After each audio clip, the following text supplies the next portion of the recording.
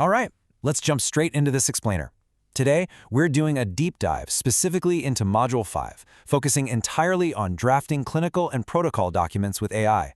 This perfectly complements our broader course introduction by getting into the actual weeds of using generative AI as your drafting assistant for some seriously complex paperwork. Think synopses, informed consent forms, and clinical study reports. And we're going to talk about how to do this without ever compromising scientific truth or regulatory compliance. If you've been wondering how to weave AI into your medical writing without failing an inspection, well, you're in exactly the right place. We've got a packed roadmap for this module. We're hitting the golden rules of AI drafting, protocol synopsis, informed consent forms, clinical study reports, and finally, your ultimate defense mechanism, the change rationale log. Let's kick things off with Section 1, the golden rules of AI drafting. Because when we're dealing with strict ICH standards, you absolutely have to know the guardrails before you even think about generating text. Now, this quote right here is absolutely crucial. The source pack is the truth, not the model's memory. You see, the protocol, the statistical outputs, the investigator's brochure, that is your ground truth. It's not what the AI happens to remember from its training data. If a fact isn't in your approved source pack, the AI has literally zero business putting it into your draft. And that leads us to this mantra: AI drafts, humans and committees decide. You have to remember, the AI is essentially just an incredibly fast assistant throwing words on a page. It doesn't decide the science, it doesn't decide the ethics, and it for sure doesn't make the final claims. The final call always belongs to you. Right. Let's move to Section 2, Protocol Synopses, and see how this actually works in practice. Drafting a synopsis is actually a fantastic job for an AI, assuming you keep it on a tight leash. First off, only feed it the approved protocol sections. You have to strictly constrain it so the objectives, study design, and endpoints match the source exactly. And here's a real game changer. Ask the AI to tag every single statement in its draft back to the specific protocol section it pulled it from. That makes your verification process incredibly fast. But, and this is a big but, you still have to verify every single number, like sample sizes or dosing, digit by digit.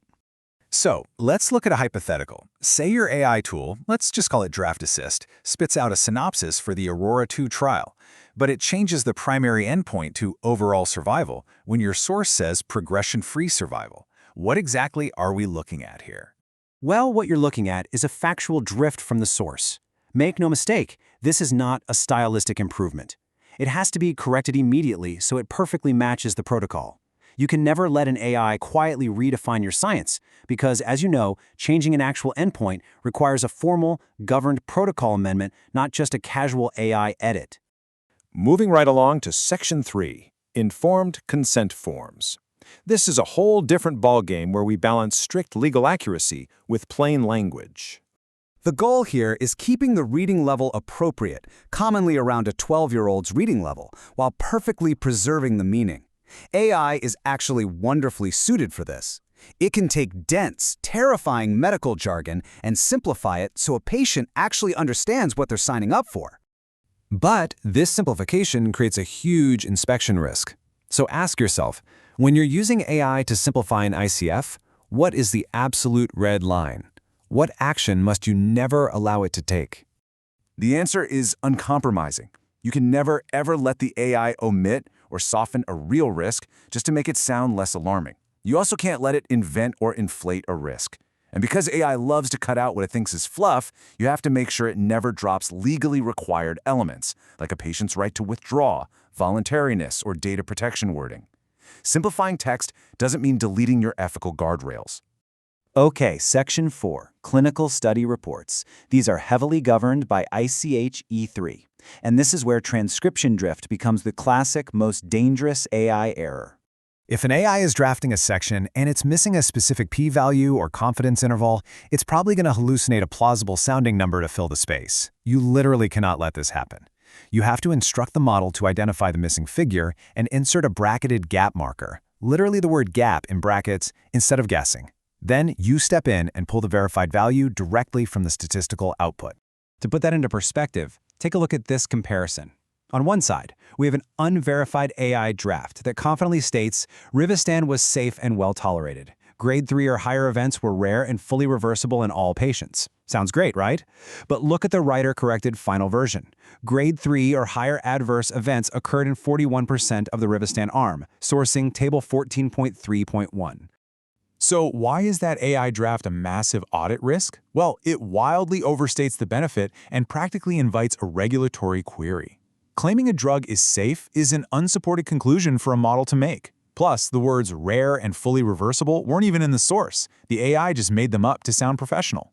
Listen, interpretation must always be deferred to the medical reviewer, never the AI. So, with all these risks of fabricated numbers and softened warnings, how do we actually prove to an auditor that we're in control? That brings us to our final section, the change rationale log. This mock log right here is your absolute best friend. Look at how it works. You track the segment, like safety summary, paragraph 2. You note the AI's claim, safe and well tolerated. Then you do the source check, not supported by table 14.3.1. You log your action, deleted claim, inserted verified 41%. And finally, you state the reason, unsupported conclusion or overstatement. You are literally tracking the whole shebang. And why does this matter so much? Because clinical documents drive real ethics approvals and actual patient decisions. Your AI-assisted edits must be completely defensible and traceable.